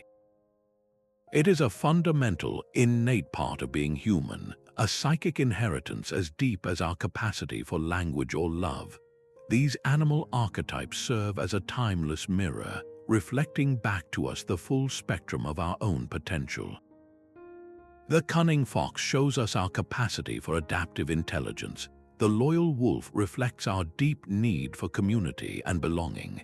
The fragile yet transformative butterfly mirrors our own potential for profound change and rebirth. By understanding this, we see that the stories our ancestors told about animals were never just about the creatures outside their tents.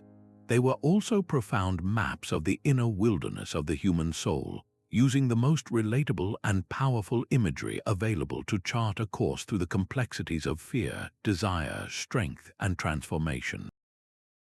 This psychological lens doesn't diminish the cultural significance of these symbols. It deepens it, revealing a universal human quest to understand ourselves, using the animal kingdom as our most ancient and enduring reflective surface. To truly grasp the breathtaking scope and beautiful nuance of animal symbolism, it's incredibly illuminating to embark on a brief global tour, sampling how different cultures have interpreted the very same natural world through the unique lens of their own history, environment, and spiritual beliefs.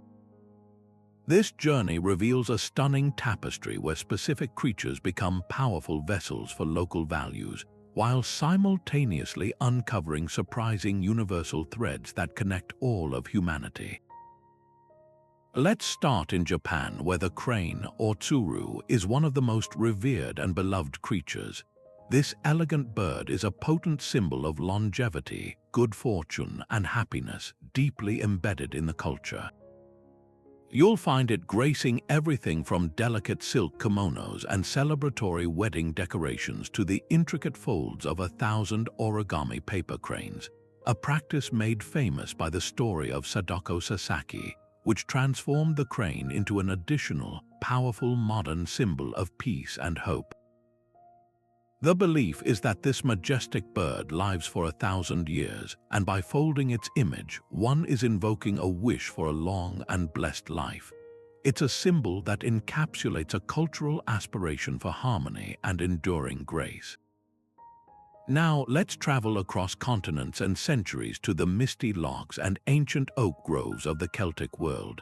Here, we find a creature of the water, not the sky, holding a place of supreme wisdom, the salmon. In tales like the Welsh legend of the prophet Taliesin or the Irish story of Fionn mac Cumhaill, the salmon of knowledge plays a central role. The story goes that this particular salmon gained all the world's wisdom by eating 9 hazelnuts that fell from a sacred tree into the pool where it lived. Whoever was destined to eat this salmon would inherit its vast knowledge. This transforms the salmon from a simple fish into a profound symbol of inspiration, prophetic insight, and the pursuit of esoteric knowledge. It represents the idea that wisdom is not always found in obvious places, but must sometimes be sought in the deep, hidden currents of the world and the self, a concept that resonated deeply with the Druidic traditions of the Celts. For a final stop on our whirlwind tour, we journey to the lush rainforests and grand ceremonial centers of the ancient Maya civilization. Here, the undisputed lord of the symbolic realm was the jaguar or balam. This powerful feline was far more than just the top predator. It was a being that straddled multiple worlds. The jaguar's incredible strength and stealth made it a natural symbol of royal authority and military might. Maya kings often incorporated the word jaguar into their names and donned jaguar pelts to signify their power. But its significance ran much deeper, because the jaguar is a creature of the night and was believed to be able to move effortlessly between the high canopy of the trees and the shadowy forest floor. It became the ultimate symbol of shamanic transformation. It was seen as a spirit guide capable of moving between the physical world and the mysterious underworld realm of Xibalba. Maya shamans and rulers sought to embody the jaguar's essence in rituals to access ancestral knowledge and commune with the gods, making it a living emblem of spiritual power and the ability to navigate the deepest mysteries of life and death. When we step back and look at these 3 distinct examples from Japan, the Celtic lands, and the Maya world, a fascinating pattern begins to emerge despite the vast geographical and cultural distances. Notice how birds like the Japanese crane so often symbolize freedom, a connection to the heavens, and the role of a divine messenger, simply by virtue of their ability to soar into the sky, a realm inaccessible to humans. Conversely, felines like the jaguar, and indeed lions and tigers in other cultures, consistently embody themes of authority, stealth, and mysterious power, traits we observe in their hunting prowess and commanding presence. This comparative approach does more than just catalog interesting facts. It reveals the interconnectedness of the human imagination. It shows us that while our specific stories and symbols are wonderfully unique, shaped by our local landscapes and histories, we are all looking at the same natural world and drawing from a shared well of awe and inspiration, using the animal kingdom to answer the same fundamental questions about power, wisdom, and our place in the universe. This fascinating collision between ancient tradition and modern ethics presents one of the most complex and sensitive challenges in our exploration of animal symbolism. It forces us to ask a profoundly difficult question: where is the line between cultural preservation and animal cruelty? On one hand, we have practices deeply embedded in the spiritual identity of communities for centuries, and on the other, a growing global consciousness that questions the necessity of any practice that causes animal suffering. This isn't a simple debate with easy answers. It's a nuanced dialogue that requires us to hold two seemingly opposing truths in our minds at once. We must acknowledge the deep spiritual significance of these traditions for the cultures that practice them, while also listening to the valid concerns raised by a modern understanding of animal sentience and welfare. Consider the practice of ritual animal sacrifice, which remains a vital part of religious expression in various traditions around the world, from Santeria and Vodou to certain Hindu festivals. For practitioners, this is not an act of wanton violence but a sacred exchange, a deeply symbolic offering of life to honor divine forces, seek blessings, or give thanks. The animal is often treated with great reverence before the ceremony, and its sacrifice is conducted with specific protocols meant to minimize suffering, its life given for a purpose far greater than itself. This stands in stark contrast to the detached, industrial-scale slaughter that occurs in modern factory farms, where billions of animals live short, painful lives completely divorced from any sense of ritual or respect. From this perspective, many indigenous and religious advocates argue that their traditional practices, governed by strict rules and an ethos of gratitude, demonstrate a far more respectful relationship with the animal kingdom than the anonymous consumption that characterizes mainstream modern life. They see the criticism from Western societies, which consume meat at an enormous scale, as a form of hypocrisy that fails to recognize its own systemic violence. However, the ethical concerns raised by animal rights organizations are equally compelling and cannot be dismissed. The core question is whether any traditional justification is sufficient to override the basic ethical principle of avoiding unnecessary suffering to a sentient being. Advances in our scientific understanding of animal cognition have revealed that many creatures experience pain, fear, and stress in ways that are complex and profound. This new knowledge inevitably changes the ethical landscape, prompting a re-evaluation of practices that were established long before this awareness existed. The use of animal parts in traditional medicine, such as tiger bones, rhino horn, or bear bile, presents a particularly urgent example. While these items hold powerful symbolic associations with strength, potency, or healing in traditions like traditional Chinese medicine, the demand they create has directly fueled poaching and pushed magnificent species to the brink of extinction. Here, the symbolic use has a devastatingly literal and irreversible impact on the natural world, creating a clear conflict between cultural practice and critical conservation imperatives. Navigating this tension requires moving beyond a simple binary of right and wrong and towards a more evolutionary approach. The essence of any living culture is its ability to adapt and reinterpret its traditions to meet the ethical understandings of a new era. This doesn't mean abandoning symbolism. It means exploring how the core spiritual intention behind a practice can be honored in new, more compassionate ways. We are already seeing this evolution in action.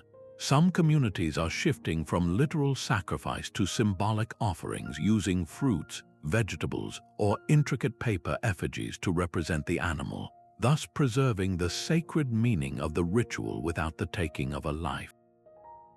In the realm of traditional medicine, many practitioners are actively researching and promoting potent herbal and synthetic alternatives to replace endangered animal products, arguing that the highest expression of their healing art is to do no harm to the natural world that provides the medicine.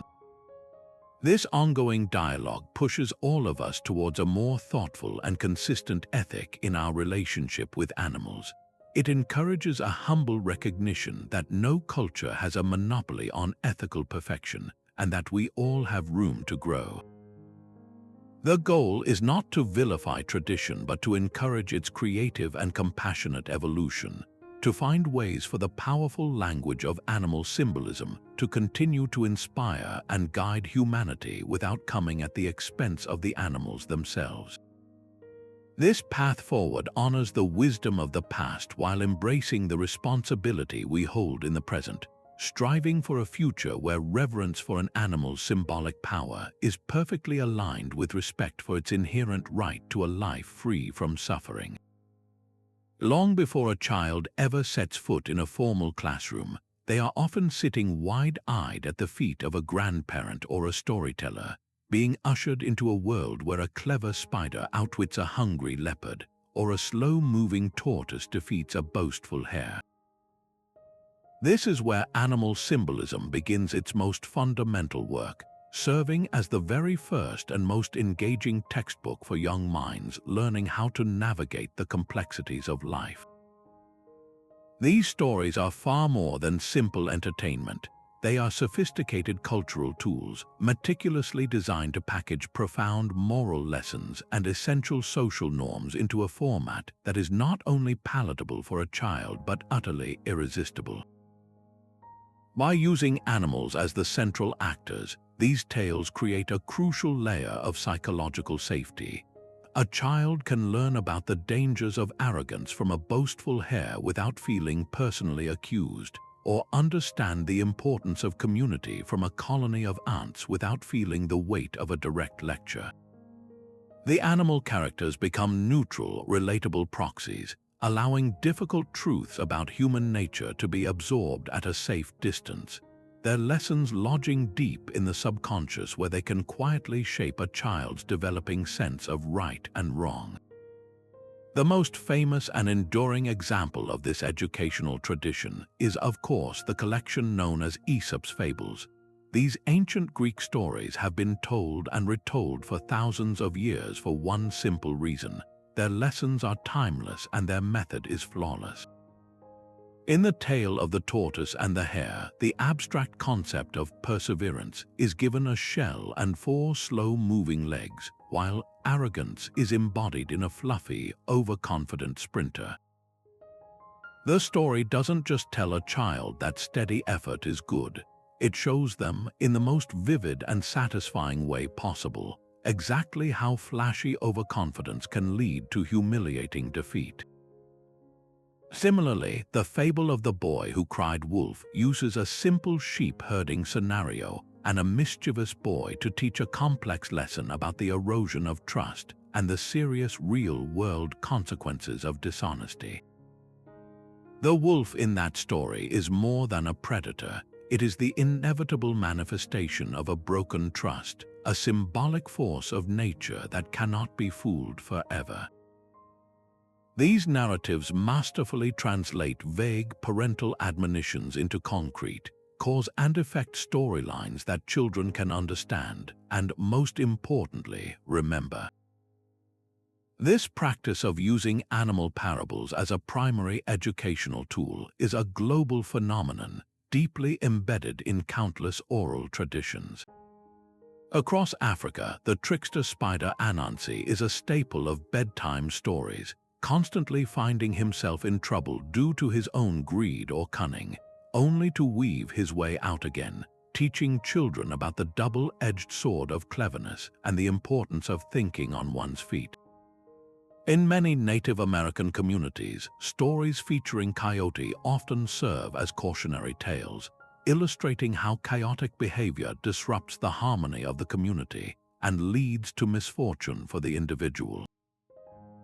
These stories do more than teach isolated morals. They act as a subtle, ongoing initiation into a specific cultural worldview. They encode the values that a particular society holds dear, whether it is communal responsibility, respect for elders, or the importance of cleverness over brute force, and ensure that these values are passed down to the next generation, not as a list of rules, but as a living, breathing part of the child's imagination. The true genius of this method lies in its multi-layered durability. A story learned in childhood does not become obsolete with age. Instead, it matures alongside the listener. An adult revisiting the tale of the tortoise and the hare might see beyond the simple lesson for children. They might recognize the tortoise not just as persistent, but as strategically brilliant for ignoring the hare's taunts and sticking to a plan that played to its own unique strength. The hare's failure becomes a more nuanced lesson in hubris and the dangers of underestimating an opponent. The fable of the ant and the grasshopper, which teaches children the importance of hard work and planning, takes on a much darker, more complex tone for an adult, potentially prompting difficult questions about social responsibility, charity, and the plight of those who cannot prepare for the future. The simple animal characters become archetypes that we encounter throughout our lives in the guise of co-workers, friends, and public figures, providing a lifelong symbolic framework for interpreting human behavior and motivation. This early and persistent exposure to animal symbolism effectively builds the foundational architecture for how we understand narrative, metaphor, and ultimately our own place in the world. It teaches us to look for the deeper meaning behind appearances, to understand that a story is rarely just about what happens on the surface. It trains our brains to think analogically, to see the common patterns that connect the behavior of a lazy grasshopper to the financial struggles of a neighbor, or the quiet determination of a tortoise to the steady progress of a long-term scientific project. These childhood stories gift us with a symbolic lens, a way of seeing that enriches our perception long after we have outgrown the storybooks themselves. They ensure that the wisdom of the past is not stored in dusty textbooks but is kept alive and vibrant, passed from one generation to the next in the most powerful vessel imaginable, a compelling story that we are eager to hear and even more eager to one day tell. Just as ancient cultures carved animal totems into wood and stone, our modern digital landscape is being shaped by the very same symbolic language, etched now into pixels and code. The primordial human urge to find meaning in the animal kingdom hasn't vanished in the face of technology. It has simply migrated, adapting with remarkable fluency to become the silent, powerful engine behind some of the world's most recognizable brands and online behaviors. In the bustling digital marketplace, where attention is the ultimate currency and a first impression is made in milliseconds, companies have turned to these ancient archetypes to communicate complex ideas with instant, intuitive clarity.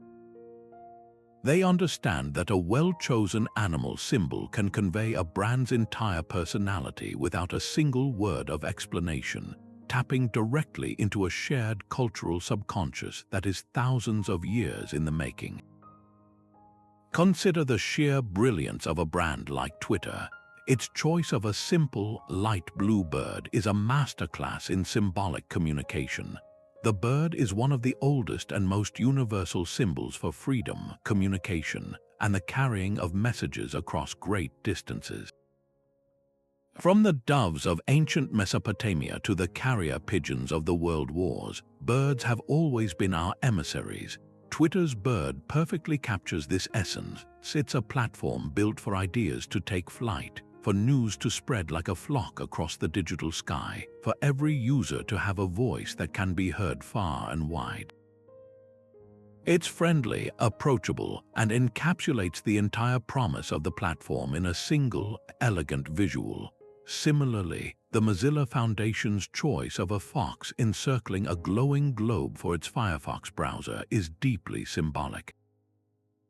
The fox across countless cultures is the eternal trickster, the clever and adaptable problem solver who outsmarts larger, slower opponents through wit and innovation.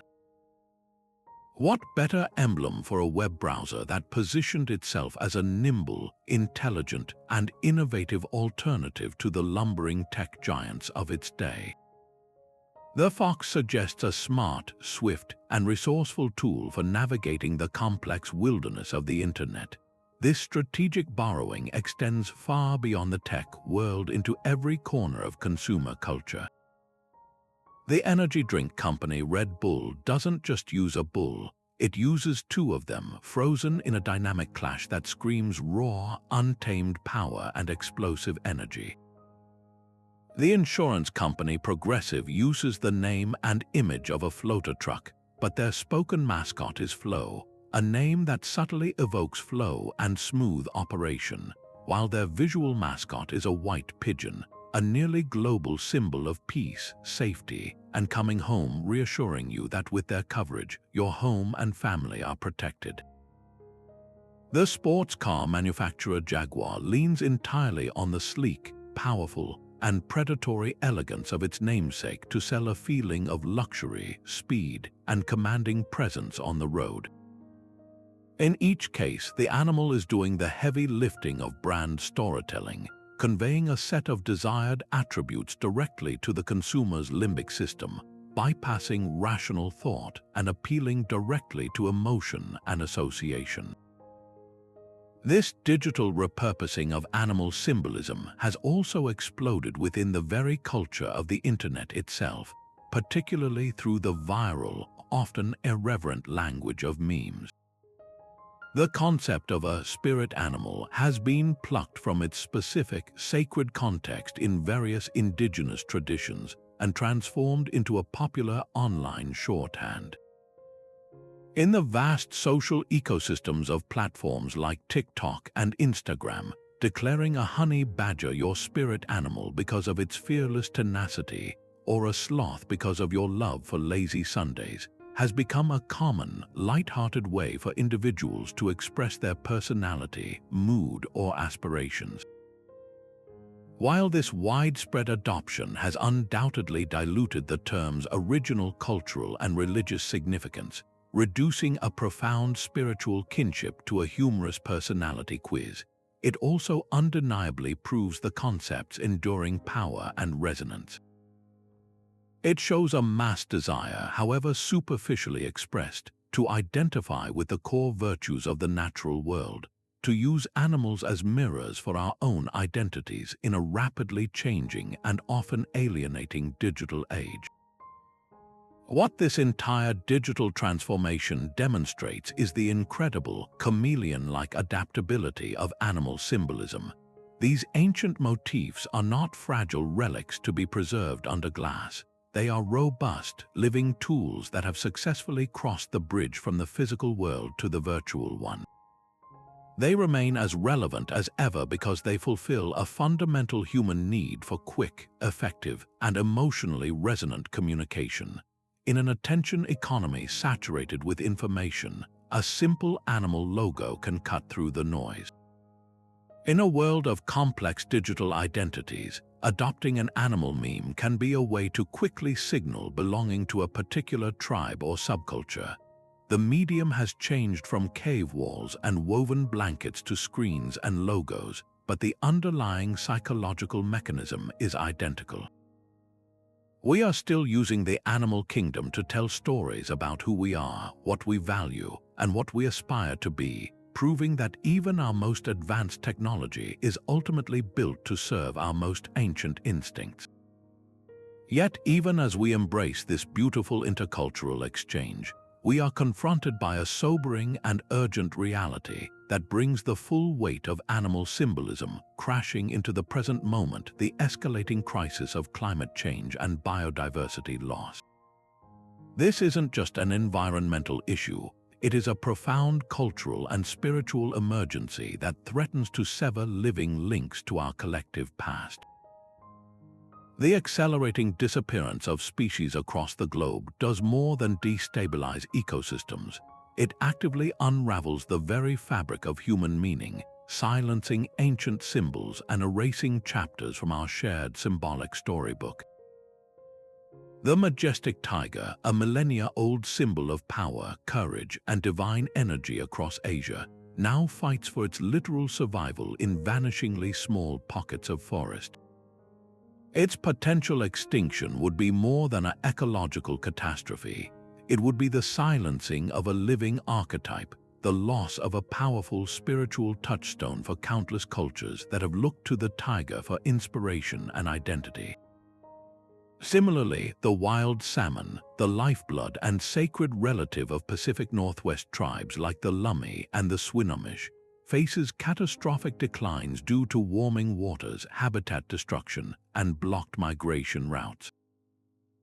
For these communities, the loss of the salmon is not a distant concern. It is a direct attack on their cultural heart, severing a connection to their ancestors, their ceremonies, and their understanding of their place in the world. The fight to save these creatures has become a dual imperative, an ecological necessity and a vital act of cultural preservation. This profound intersection is where traditional wisdom offers a transformative and urgently needed perspective on conservation. Many indigenous leaders and knowledge keepers are now at the forefront of environmental movements, framing their advocacy not just through the language of science and policy, but through the powerful, resonant language of symbolism and relationship. They argue that you cannot protect what you do not respect, and you cannot respect what you do not have a meaningful relationship with. A scientific report might tell us that coral reefs are dying due to ocean acidification, a critical data point for policymakers. But the symbolic understanding held by many Pacific Islanders that the reef is the beating heart of the ocean, a living ancestor that nurtures all life, creates a different, more visceral level of motivation. It inspires a sense of personal responsibility and deep emotional investment that cold, hard data alone often struggles to generate. This perspective reframes conservation from a technical problem to be solved into a moral obligation to be fulfilled, a sacred duty to protect one's kin. It moves the conversation beyond calculating the economic value of ecosystem services and into the realm of honoring relationships, fulfilling responsibilities to past and future generations, and defending the integrity of a symbolic universe that gives life its deepest meaning. What emerges from this fusion of ancient symbolism and modern crisis is a compelling call for a far more holistic and emotionally intelligent approach to environmentalism. For too long, mainstream conservation has often operated from a position of separation, attempting to manage nature as if humans were external managers of a system we are not part of. The symbolic worldview shatters this illusion, insisting that we are embedded within these systems, both physically and spiritually. Effective action, therefore, cannot rely solely on scientific models and policy papers, as essential as those are. It must also speak to the heart. It must make room for grief for the loss of a symbolic relative, for the joy of witnessing a species recover, and for the spiritual imperative to live in right relationship. This means supporting conservation strategies that are co-developed with indigenous communities who hold deep symbolic ties to the land. It means educating children not just about the science of rainforests, but about the jaguar's role as a spiritual guardian within them. It means crafting narratives around environmental protection that resonate on a soul level, inspiring people to act not out of fear or guilt, but out of love, reverence, and a profound sense of interconnectedness. The symbolic lens doesn't replace science. It gives it a heartbeat, transforming a data-driven agenda into a shared human story with stakes we can all feel and a purpose that transcends mere survival. It offers a path toward a future where our treatment of the natural world is guided by both the clarity of science and the wisdom of the sacred. This incredible intermingling of cultures, accelerated by globalization, has given rise to a vibrant new landscape of symbolic fusion, where ancient animal meanings are no longer confined by geography, but are free to travel, collide, and combine in wonderfully creative ways. We're now witnessing the birth of hybrid symbols that would have been unimaginable just a few centuries ago, reflecting a world where borders are more permeable and our collective imagination is richer for it. This isn't about one tradition dominating another. It's a dynamic, two-way exchange where symbols are borrowed, reinterpreted, and woven into new narratives that speak to our modern, interconnected identities.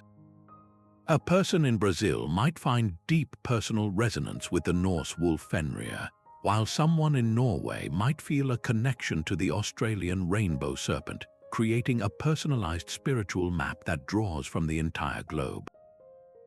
This fusion represents a profound shift from inheriting a fixed symbolic language to actively curating one's own, using the entire world's cultural heritage as a palette. A perfect example of this global journey is the incredible worldwide adoption of the Chinese zodiac. This ancient system, which assigns one of 12 animals to each year in a repeating cycle, has traveled far beyond its origins to become a global phenomenon. But what's truly fascinating isn't just its popularity, it's how it gets adapted and blended with local traditions. In Vietnam, for instance, the zodiac is embraced but features a different animal. The cat replaces the rabbit in the cycle, reflecting local preferences and mythology. In Western countries, the Chinese zodiac has been wholeheartedly adopted into popular culture, often merging with more familiar astrological systems. It's now common for someone to know they are both a Leo according to their Western sun sign and a rooster according to the Chinese calendar, creating a new, layered personality profile that combines the lion's confident leadership with the rooster's observant and punctual nature. This kind of fusion creates a richer, more nuanced tool for self-reflection, allowing individuals to draw meaning from multiple symbolic wells. The art of tattooing has become one of the most powerful and personal canvases for this kind of intercultural symbolic fusion. Tattoo artists are now modern-day shamans of symbolism, expertly blending motifs from different traditions to create a unique visual language for their clients. It's increasingly common to see a Japanese koi fish, a symbol of perseverance and luck, swimming through the intricate, never-ending lines of a Celtic knot, which represents the interconnectedness of life and eternity. This combination tells a deeply personal story of someone's enduring journey through the complex tapestry of their own existence. Similarly, an American eagle might be depicted with feathers styled like those of a Native American headdress, or an Egyptian ankh might be held in the talons of a Nordic raven. These are not random aesthetic choices, they are carefully considered narratives etched onto the skin, claiming multiple heritages and weaving together disparate threads of meaning to form a cohesive personal identity that transcends any single culture. However, this beautiful exchange doesn't come without its own set of responsibilities and potential pitfalls. The same connectivity that allows for creative fusion also creates a high risk of cultural dilution and misrepresentation. When a symbol is taken out of its original context and stripped of its deep cultural and spiritual significance, it can be reduced to a mere decoration, an empty aesthetic shell. This is where the crucial distinction between appreciation and appropriation comes into sharp focus. Appreciation involves doing the work, learning about the history and sacredness of a symbol, understanding the protocols around its use, and engaging with it in a way that honors its origins. Appropriation, on the other hand, simply takes the visual element for its cool factor without any regard for its meaning or the people to whom it belongs. A dream catcher designed by a non-native artist might look beautiful as a tattoo, but if its purpose as a sacred protective object is ignored, it becomes a hollow mimicry. The challenge and the opportunity in our globalized age is to move towards a model of ethical cultural exchange, one based on respect, collaboration, and a genuine desire to understand rather than simply to consume. This means seeking out artists who are educated about the symbols they use, compensating knowledge keepers when appropriate, and approaching these powerful images with the humility of a guest rather than the entitlement of an owner. In doing so, we ensure that these ancient animal guides are honored even as they embark on their new global journeys. So how can we begin to weave this ancient, universal language of animal symbolism into the fabric of our own modern lives? The journey starts not with grand gestures but with quiet, attentive observation. Begin to notice the animals that seem to find you, the creatures that appear with a curious frequency that feels more than mere coincidence. Perhaps it's a hawk that you keep seeing perched on a lamppost during your morning commute, or a spider that patiently spins its web outside your kitchen window day after day. Maybe a specific animal, a wolf, an owl, a butterfly keeps appearing in the art you're drawn to, the stories you read, or even in the vivid landscape of your dreams. These recurring encounters are the first whispers of a potential symbolic connection, an invitation to look closer and ask what qualities this creature might be mirroring back to you about your own inner world. Once you've noticed a pattern, the next step is a delightful dive into discovery. Research the traditional meanings of this animal across different cultures and eras. If the fox has been appearing for you, don't stop at the Western idea of cunning. Explore the Japanese reverence for the kitsune, a fox spirit known for its intelligence, longevity, and magical shape-shifting abilities. Look into the Celtic view of the fox as a guide to the hidden worlds and a master of navigating the forest unseen. This cross-cultural research isn't about finding the one true meaning, but about gathering a rich palette of interpretations. You might discover that the fox's symbolism of adaptability and strategic thinking resonates deeply with a current career challenge you're facing, or that its association with camouflage speaks to your desire for more privacy.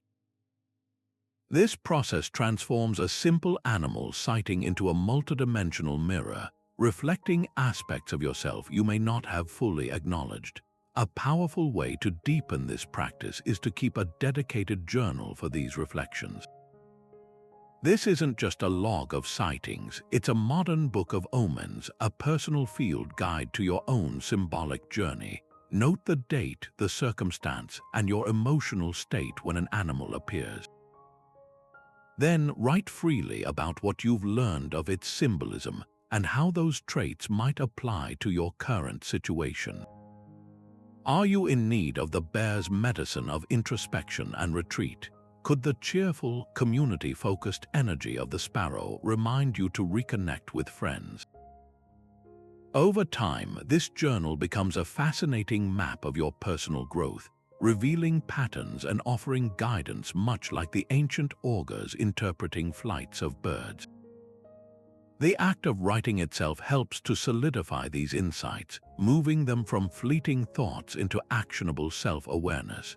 You can also actively invite these symbols into your daily routines as focal points for mindfulness and creativity.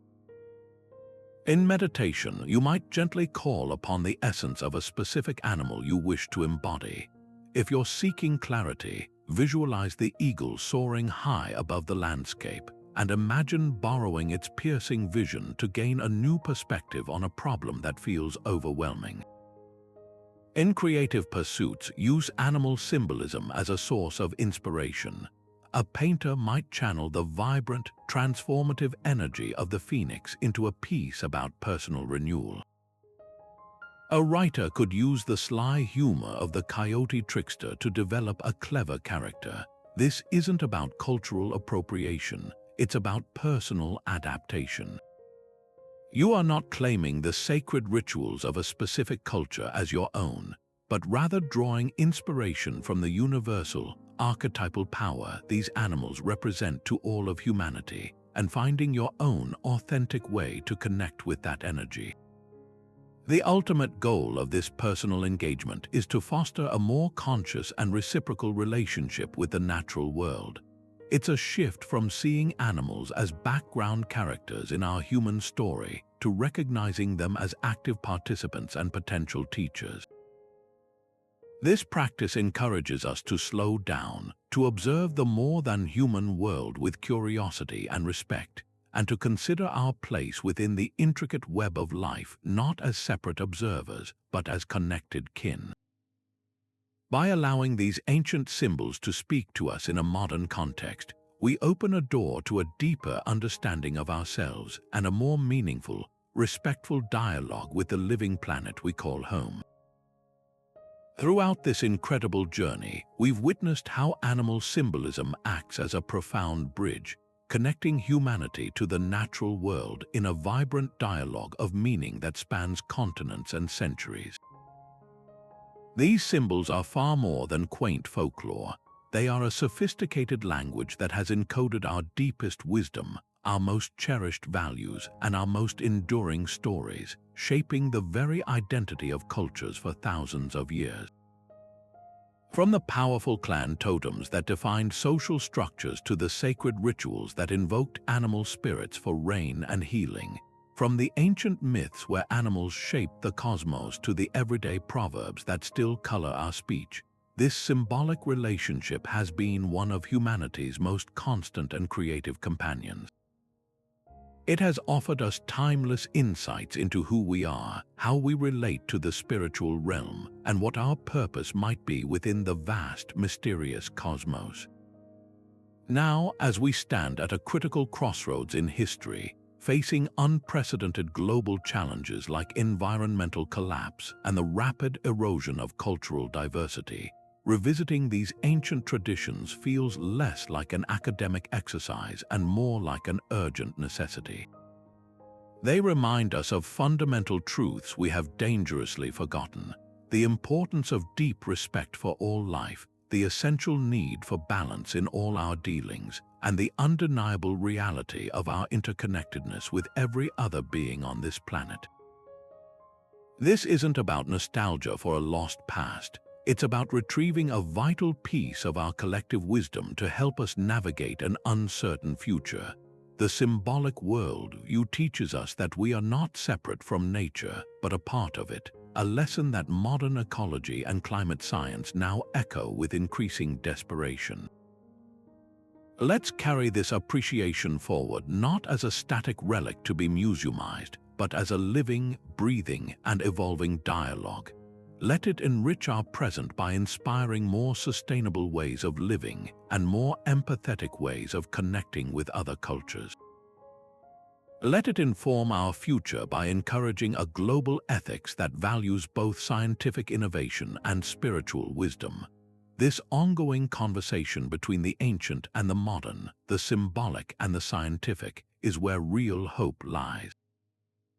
If this exploration has sparked a new curiosity in you, we would love to hear about it. Share your own stories or cultural animal symbols in the comments below. Let's continue this fascinating discussion together.